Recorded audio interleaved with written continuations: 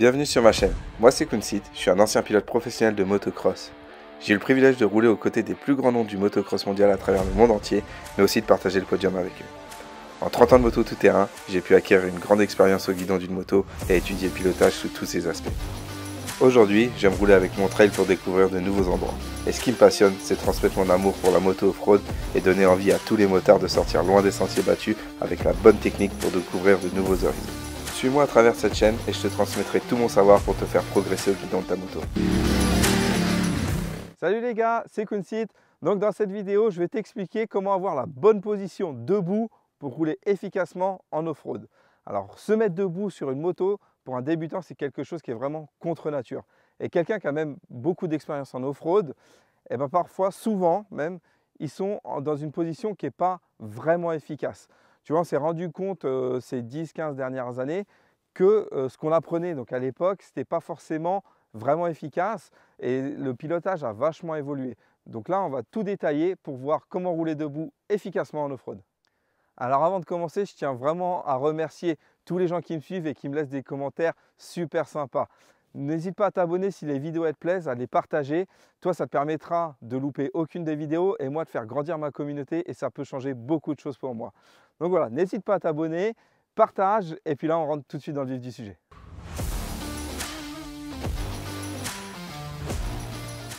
Alors, avant toute chose, je pense que je le dirai jamais assez, une moto, ça se conduit avec les jambes et pas avec les bras.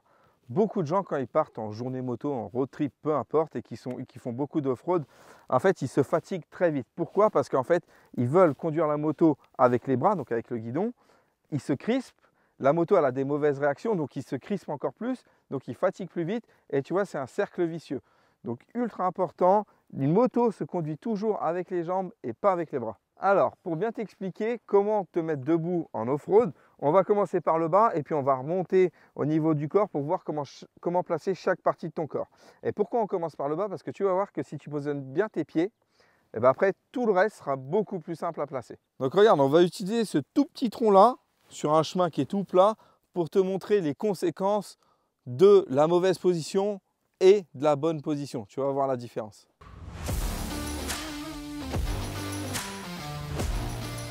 Alors, on va commencer par les pieds. Donc, pour bien positionner tes pieds, il faut que tu roules sur la pointe des pieds. Rouler sur la pointe des pieds, ça veut dire en fait, tu vois, l'os de ton gros orteil, il faut qu'il soit sur l'air pose-pied. Ok, ça c'est le premier point. Deuxième point, il faut que tu aies l'impression que tes orteils se regardent. Tu vois, il ne faut pas que tu veuilles le mettre au bout du repose-pied, mais bien que tu aies la sensation que tes orteils se regardent. Tu vas voir par la suite que c'est très important. Ok, donc ça, il y a plusieurs avantages à rouler sur la pointe des pieds. J'en ai listé 4 et on va les voir tout de suite. Alors, premier avantage de rouler sur la pointe des pieds, c'est que ça te rajoute un amortisseur naturel de ton corps en plus. Regarde, je vais t'imaginer la chose.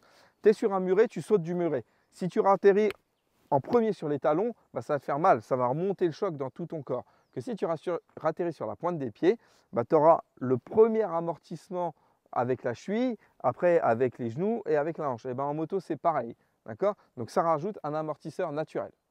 Deuxième point, ça te permet d'appuyer plus fort sur tes repose-pieds quand tu es debout. Tu vois? Et ça, c'est vraiment efficace. Tu vois, par exemple, si tu es dans un chemin qui glisse, eh ben, le fait de pouvoir appuyer fort sur ton repose-pied, ça te donne plus de poids à la roue arrière, donc plus de traction et moins de glissade. Troisième pas, et pas des moindres, ça t'évite de toucher accidentellement une commande, ou le frein arrière, ou le sélecteur. Donc ça, c'est efficace. Et me dis pas déjà, oui, mais si je dois freiner vite, eh ben, ce n'est pas le temps que tu mets du repose-pied à la pédale de frein qui va changer grand-chose. Si tu en es là, c'est déjà que tu es mal barré. Quatrième et dernier point que j'ai listé, eh ben, ça va t'éviter tout simplement d'accrocher quelque chose avec tes pieds.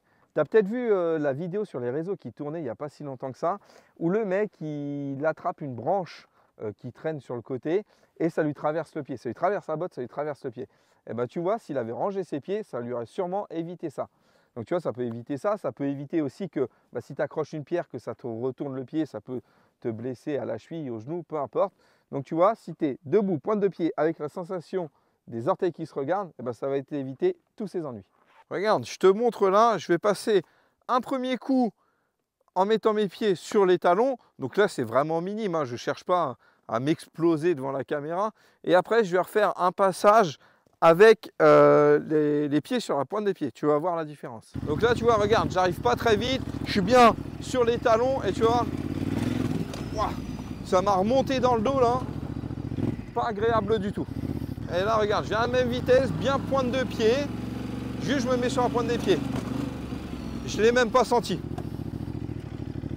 Tu vois, j'ai même pas senti là le fait que je passe sur le tronc, je ne l'ai même pas senti parce que toutes mes jambes ont absorbé le choc. Donc là, j'ai rien senti, tu vois. Que tout à l'heure, le premier passage, bah, ça m'a remonté jusqu'en haut du dos. Et tu vois, c'est vraiment pas vite. Et c'est un tout petit obstacle et c'était vraiment pas agréable. Et tu vois, le reste du corps, j'étais même pas bien positionné. Mais rien que le fait de se mettre bien sur la pointe des pieds, c'est une énorme différence.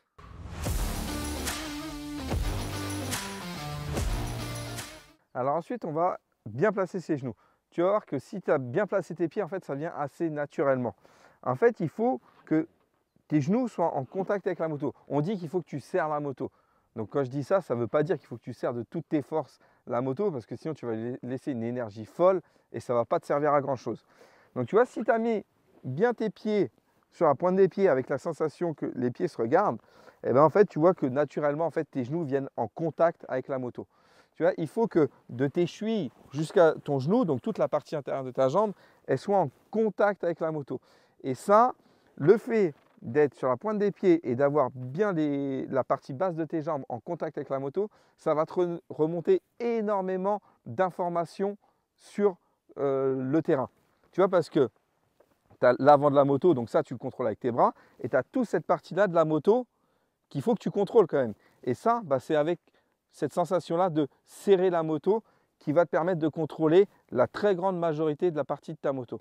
Donc c'est très important, tu vois. Donc la sensation que les pieds, les orteils se regardent et la sensation, il faut que tu sentes ta moto de la cheville jusqu'en haut du genou et que tu sois vraiment en contact.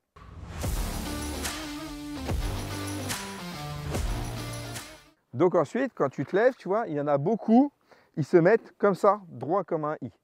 Mais ça, alors ça, tu peux le faire si tu es sur un chemin tout plat et que tu es en détente et qu'il ne se passe vraiment rien. Dès que ça devient un peu plus ou défoncé ou avec un peu plus technique, on va dire, là, tu n'es plus dans une bonne position. Parce que si tu es comme ça, la moto, tu ne vas pas bien la contrôler. Tu vas verrouiller en fait tout le bas de ton corps. En fait, la chose que tu as à faire, c'est simple. Quand tu te mets debout, il ne faut pas que tu pousses le bassin vers l'avant comme ça, mais vers l'arrière. Et là, bah, ça déverrouille tout le bas du corps, d'accord? Et puis en plus, comme ça, tu auras bien le contrôle de toute la partie, on va dire la partie arrière de ta moto, d'accord? Donc très important, pas droit comme ça, comme un i, bien, hop, tu pousses le bassin comme ça vers l'extérieur, j'allais dire, vers l'arrière. Voilà, chercher mon mot, désolé. Ok? Et tu vas voir que ça va te permettre aussi pour tout le haut du corps d'avoir la bonne position. Si tu es comme ça, le haut du corps, il ne pourra pas bien se placer. Très important. Bassin en arrière et tu vas voir que la suite sera beaucoup plus simple.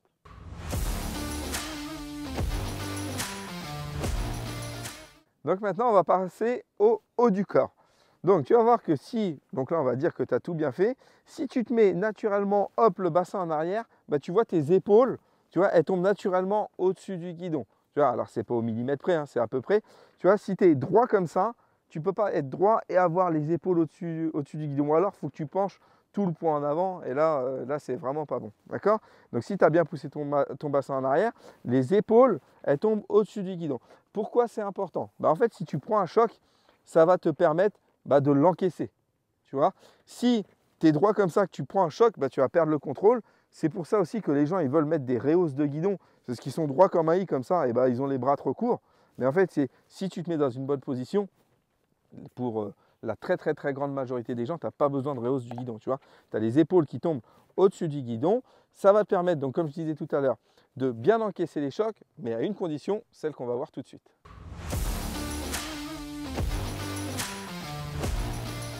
Donc, quelle est cette condition? Ça va être la position de tes coudes.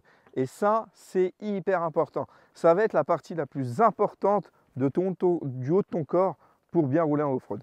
Regarde, je vais te faire voir. Si tu as tes épaules donc, qui sont au-dessus du guidon, mais que tu as les coudes qui sont rentrés comme ça. Et bien là, regarde, quand tu es comme ça, tu peux le faire chez toi, tu te mets comme ça, et bien là, tu es complètement verrouillé, tu ne peux pas bouger. C'est-à-dire que là, si la moto, elle bouge, eh ben, elle va te secouer comme un prunier, tu vas perdre le contrôle. Et regarde, tu peux le faire chez toi, même devant ton ordi, là, hop, tu déverrouilles les coudes, et bien là, hop, tu peux bouger, tu vois. Si je suis là comme ça, et que je bouge la moto, bah, je dois bouger avec la moto. Si je déverrouille mes coudes, donc je les pousse vers l'extérieur, donc ça, pour ça, c'est comme tes orteils, il faut que tu aies l'impression que tes index veuillent se regarder, tu vois. Regarde, là, je pointe vers la caméra. Si mes index se regardent, bah, mes coudes viennent naturellement vers l'extérieur. Et ben, c'est ce qu'il faut que tu fasses, que tu aies la sensation de faire. Et là, tu vois, je peux bouger la moto et le haut de mon corps reste droit, mais par contre, la moto peut bouger. Et là, j'ai le contrôle. Regarde, je vais bien rentrer le bassin en avant. Regarde la roue arrière comme elle va décoller. Tu vois, je ne viens pas très vite, hein.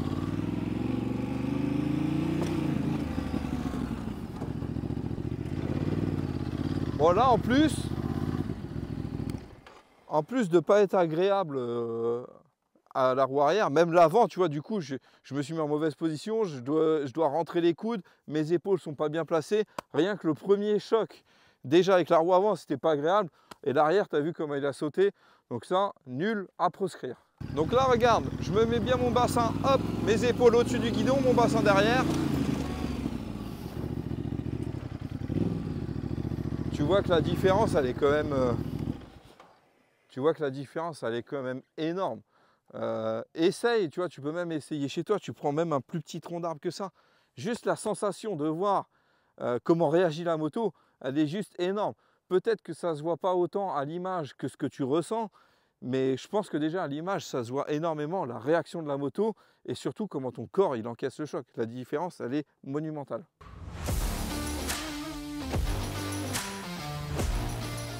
Donc une fois que tu as fait tout ça correctement, il reste qu'une seule chose, tes mains. Il y a beaucoup de gens, parce qu'ils ont la mauvaise position aussi, ils serrent le guidon comme ils s'accrochent à la vie. Tu vois. Donc là, tu fatigues à une vitesse qui n'est pas possible, tu as les bras qui tétanisent et ça en devient très dangereux. D'accord. Donc je dis pas, tu vois, il faut que tu relâches tes mains. Mais je ne dis pas qu'il faut que tu relâches tes mains à un point que tu perdes la main, tu vois. Mais ça veut dire qu'il faut que, tu vois, quand tu es debout, là, ça ne sert à rien de serrer ton guidon fort, tu vois. Tu peux, hop, ouvrir légèrement les mains. Et même si c'est défoncé, eh ben, ce n'est pas grave. Tu relâches les mains. Parce que tu vois, dans l'off-road, on dit que la moto, il faut la laisser vivre. Tu ne peux pas te battre avec et qu'elle aille tout droit dans le défoncé, tu vois. Si elle bouge un peu, ce n'est pas grave. Dès le moment que tu la contrôles principalement avec tes jambes, eh ben, les bras ils peuvent être relâchés et les mains ouvertes, tu vois. Et là, ça va te permettre d'économiser de l'énergie comme tu n'as pas idée. D'accord. Donc si tu as la bonne position, n'hésite pas, ouvre tes mains, relâche-toi. Tu vois que la moto, elle aura beaucoup moins de contraintes et elle va beaucoup mieux réagir. Et c'est comme quand tu es dans une mauvaise position, eh ben c'est un cercle vicieux, tu te fatigues encore plus. Eh ben si tu as la bonne position et que la moto, tu la laisses vivre, c'est aussi un cercle vicieux, tu vas dépenser de moins en moins d'énergie. Donc, très important, relâche tes mains quand tu roules. Donc voilà, maintenant tu as toutes les clés essentiel pour avoir une bonne position debout, pour être efficace, économiser de l'énergie et surtout rouler en sécurité. C'est ça qu'on cherche avant tout, rouler en sécurité. Okay. Donc si tu es sur un chemin blanc et que tu roules tranquillement, te mets pas, ça sert à rien. Tu sais, moi le premier, hein, quand c'est tranquille, je roule debout, je suis tout détendu, un peu n'importe comment entre guillemets, pas de problème. Par contre, dès que ça devient technique, il faut que tu montes, que tu cherches de l'adhérence, qu'il y a des cailloux, ou que tu sois en descente, peu importe, il faut que tu aies la bonne position. D'accord. Par contre, pour commencer, eh ben, tu commences sur un chemin où il n'y a rien du tout. Tu vois, c'est comme j'ai dit au début de la vidéo, c'est quelque chose qui est contre nature souvent de se mettre debout dans une bonne position en moto. Donc, t'entraîne pas tout de suite dans un chemin difficile. Entraîne-toi sur du plat, très facile. Prends tes repères et puis après, tu vas voir que petit à petit, eh ben, ça va devenir de plus en plus naturel. Et ben, quand tu es dans des chemins qui sont un peu plus difficiles, c'est là que tu vas voir vraiment la grande différence. Donc voilà, j'espère que la vidéo t'a plu. N'oublie pas, si tu as des questions, tu peux me laisser un commentaire et j'y réponds avec plaisir. N'oublie pas non plus de t'abonner, de mettre la petite cloche pour louper aucune des vidéos. Et puis en attendant la prochaine vidéo, bon ride, ciao!